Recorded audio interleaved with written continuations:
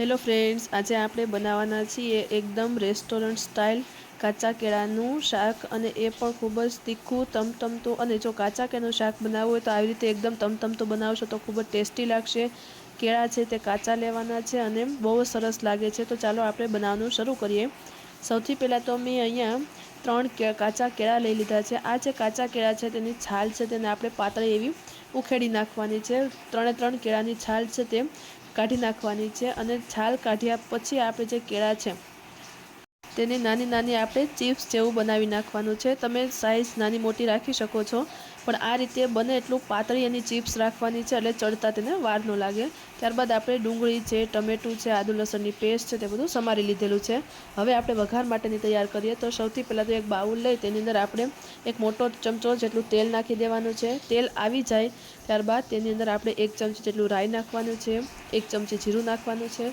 રાઈ અને જીરાને સારી રીતે ફૂટી જવા દેવાનું છે. ત્યારબાદ તેની અંદર આપણે અડધી ચમચી જેટલું હિંગ નાખવાની છે. હવે આપણે તેની અંદર જે કાંદા સમારેલા છે તે નાખી દેવાના છે, અને આ મીડિયમ ફ્લેમ ઉપર જ આપણે ગેસને શરૂ રાખવાનો છે. કાંદા નાખી અને કાંદાને સાતળવા દેવાના છે. કાંદા એકદમ બ્રાઉન કલરના થઈ જાય, એટલે કે સતળાઈ જાય ત્યારબાદ તેની અંદર આપણે આદુ લસણની પેસ્ટ છે તે નાખી દેવાની છે.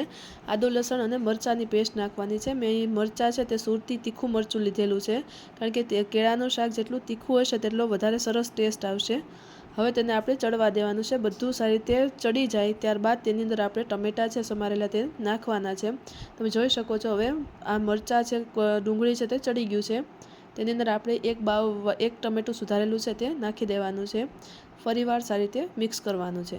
ટમેટાં થોડાક એવા ચડી જાય ત્યારબાદ તેની અંદર આપણે જે કેળા સમારેલા છે તે નાખી દેવાના છે. એકવાર કેળા સમારી લઈ પછી તેને વોશ કરવાના નથી, ડાયરેક્ટ કેળા છે તે આપણે નાખી દેવાના છે. બધું સારી રીતે પાછું મિક્સ કરવાનું છે. મિક્સ કરી લીધા પછી આપણે તેની અંદર 1 મિનિટ જેવું થાળી છે તેને ઢાંકી દેવાનું છે. મસાલા છે ત્યારબાદ નાખવાના છે. 1 મિનિટ જેવું ચડી ગયું ત્યારબાદ તેની અંદર આપણે હવે ધીમે ધીમે બધા મસાલા છે તે ઉમેરશું, પણ એની વાર પહેલાં જે નીચે બેસી ગયેલું હોય એને સારી રીતે મિક્સ કરી લેવાનું છે, એટલે કે નીચે બેસી ન જાય તેનું ખાસ ધ્યાન રાખવાનું છે. એવું લાગે તો અડધો ગ્લાસ જેટલું પાણી નાખી દેવાનું છે.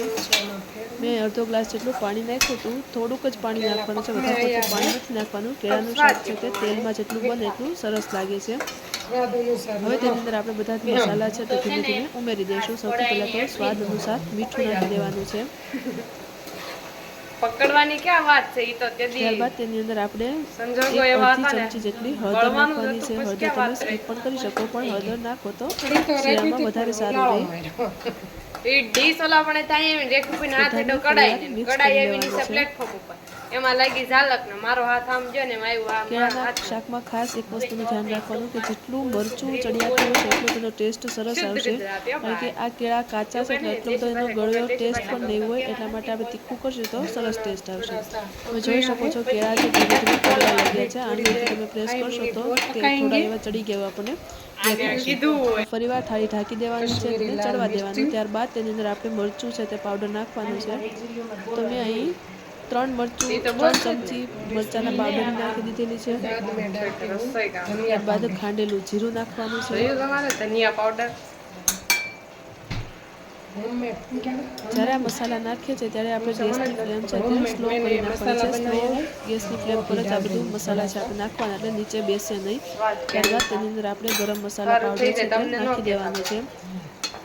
મેં આ જે ગરમ મસાલા છે તે ઘરે બનાવ્યો છે. જો તમારે રેસીપી જોતી હોય તો કમેન્ટમાં જણાવજો. હવે આપણે બધા મસાલા છે તેને સારી રીતે ફરીવાર મિક્સ કરી લેવાના છે. હવે મસાલા બધા નખાઈ ગયા છે. લીંબુ નાખવાની કોઈ જરૂર નથી, કારણ કે ગળ્યું સેજ ટેસ્ટ હોય તો સરસ લાગે છે.